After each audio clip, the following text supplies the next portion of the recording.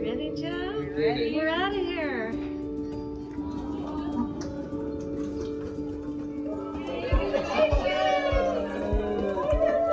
I still say that's nothing but God. Joe is the smallest baby that I've ever resuscitated.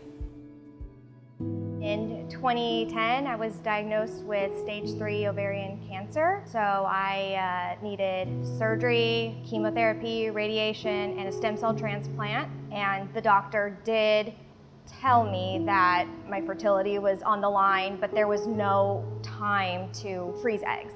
We were told that we would need to do the full IVF process and find a donor. I administered a lot of shots through the IVF process. When we got the pregnancy test or the results back, I mean, I just couldn't believe it. I would say every morning, every day, like, I can't believe this is happening. I can't believe there's a baby inside of me. That she was very small at the -1 percentile. Less than 1 percentile, yeah. Of growth, and that we need to make it to 28 weeks.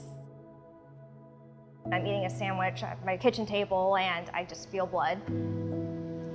So it all happened pretty fast. An hour later, we're told that she needs to have an emergency C-section, that she had HELLP syndrome and preeclampsia. It was horrifying. It was so scary that happened so fast.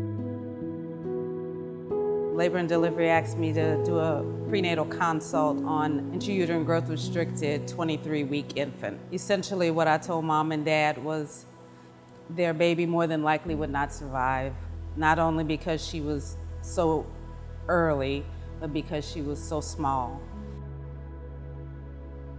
Joe was born, and at 23 weeks and 11 ounces, she came out and went, ah!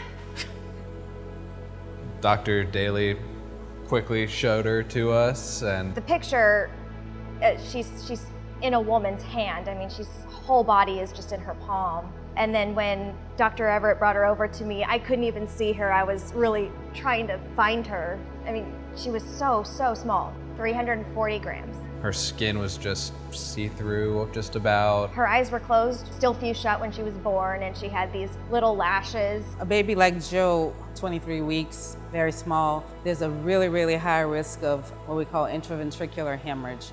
Their blood vessels in their brains are very thin and friable, and any changes can cause them to pop a blood vessel and bleed into their brains. Remarkably, Joe had a very small bleed, and it resolved. The first time I held her was 9 days after she was born, and Dr. Everett told us we needed to come up there, and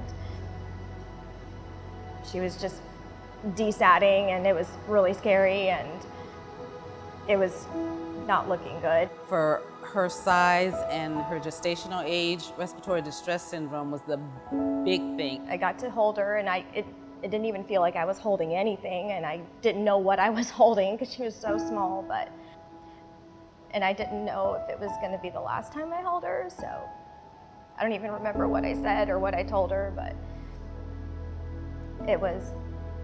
I've never experienced anything like that. When I first saw her in the isolette, there was tape and the eye mask and everything all over her, and I just couldn't see her. I was like, where is she? We were told like really early on that the NICU is a roller coaster, and it really is. There were, a lot of lows, and then a couple days in a row would be good, and then, one time she got pneumonia, and she had been kind of doing better, and then it was just really bad and scary and hairy again for a while. Really how we survived was prayers. It was... Yeah, it's very humbling to just not be able to do anything besides hope, pray, and trust. I thought I would be like the really strong one, but he carried me through. We took turns. It was, yeah, that's true. I cried a lot. He would cry, then I would cry, and then, you would just kind of have to stop crying at some point and focus.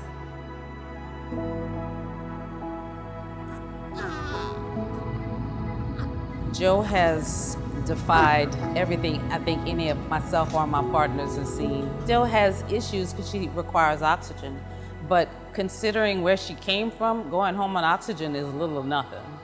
As a message of hope you know, these things happen. I didn't know they would happen. I didn't read about this in any of the baby books we read to bring Joe home, but it's real, and it's a team of angels that, you know, work here in a part of the hospital I'd never thought I'd be in that are the reason our baby's coming home with us soon.